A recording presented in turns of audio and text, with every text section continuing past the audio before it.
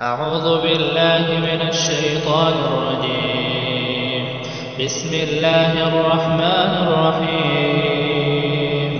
يا أيها الذين آمنوا لا تتخذوا عدوي وعدوكم أولياء تلقون إليهم بالمودة وقد كفروا بما جاءكم من الحق يخرجون الرسول وإياكم أن تؤمنوا بالله ربكم إن كنتم خرجتم جهادا في سبيلي وابتغاء مرضاتي تسرون إليهم بالمودة وأنا أعلم بما أخفيتم وما أعلنتم ومن يفعله منكم فقد ضل سواء السبيل. إن يثقفوكم يكونوا لكم أعداء ويبسطوا إليكم أيديهم وألسنتهم بالسوء وودوا لو تكفرون.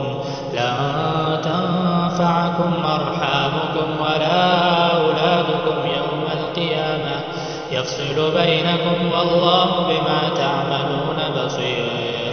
قد كانت لكم أسوة حسنة في إبراهيم والذين معه إذ قالوا لقومهم إنا براء منكم ومما تعبدون من دون الله كفرنا بكم وبدا بيننا وبينكم العداوة والبغضاء أبدا حتى تؤمنوا بالله وحده إلا قول إبراهيم لأبيه لأستغفرن لك وما أملك لك من الله من شيء ربنا عليك توكلنا وإليك أنبنا وإليك المصير. ربنا لا تجعلنا فتنة للذين كفروا واغفر لنا ربنا إنك أنت العزيز الحكيم. لقد كان لكم فيهم أسوة حسنة لمن كان يرجو الله واليوم الآخر ومن يتول فإن الله هو الغني الحميد.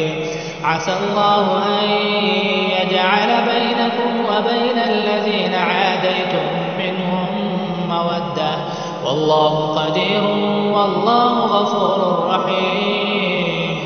لا ينهاكم الله عن الذين لم يقاتلوكم في الدين ولم يخرجوكم من دياركم أن تبروهم وتقسطوا إليهم إن الله يحب المقسطين. إنما ينهاكم الله عن الذين قاتلوكم في الدين وأخرجوكم من دياركم وظاهروا على إخراجكم أن تولوهم ومن يتولهم فأولئك هم الظالمون. يا أيها الذين آمنوا إذا جاءكم المؤمنات مهاجرات فامتحنوهن الله أعلم بإيمانهن فإن علمتموهن مؤمنات فلا ترجعوهن إلى الكفار لا هن حل لهم ولا هم يحلون لهن وآتوهم ما أنفقوا ولا جناح عليكم أن تنكحوهن إذا آتيتموهن أجورهن ولا تمسكوا بعصم الكوافر واسألوا ما أنفقتم وليسألوا ما أنفقوا ذلكم حكم الله وليسألوا ما أنفقوا ذلكم حكم الله يحكم بينكم والله عليم حكيم. وإن فاتكم شيء من أزواجكم إلى الكفار فعاقبتم فآتوا الذين ذهبت أزواجهم مثل ما أنفقوا واتقوا الله الذي أنتم به مؤمنون. يا أيها النبي إذا جاءك المؤمنات يبايعنك على أن لا يشركن بالله شيئا ولا ولا يسرقن ولا يزنين ولا يقتلن أولادهن ولا يأتين ببهتان يفترينه بين أيديهن وأرجلهن ولا يعصينك في معروف فبايعهن واستغفر لهن الله إن الله غفور رحيم.